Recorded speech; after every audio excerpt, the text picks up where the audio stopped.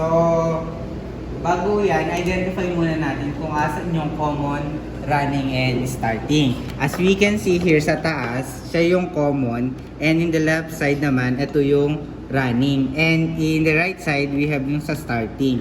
Tapos yung black na terminal or the positive terminal ng multitester is ilalagay muna natin siya sa running. And ito yung negative sa common para i-test yung C tsaka R o the common running. So here, i-set natin yung multitester into times 10. Ayan. Calibrate muna natin. Ayan, sakto naman siya. Tapos, ang negative probe ng multitester is lalagyan natin siya sa common para matest yung at yung mga i-test natin yung CR o yung compressor ay the common running and CS for the common starting, and dito madedetermine na natin kung tama ba yung value na accumulate natin sa multitester, which is yung running and starting.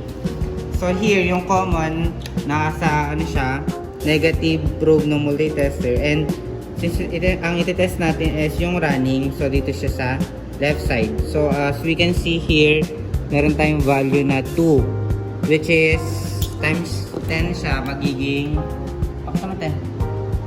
20. Ang next nating iti-test is yung CS or the common starting.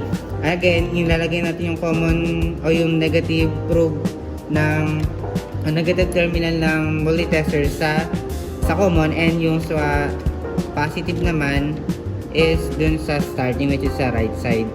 As we can see here, meron tayong value na 1. So times 10 magiging siyang times 10.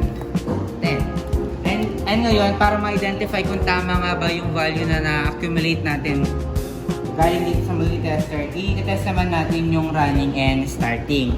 So dito wala siyang polarity, kahit saan mo siya pwede ilagay. Ayan.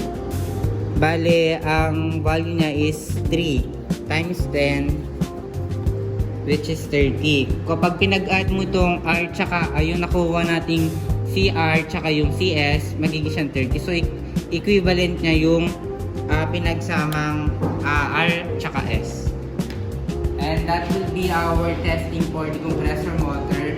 Thank you.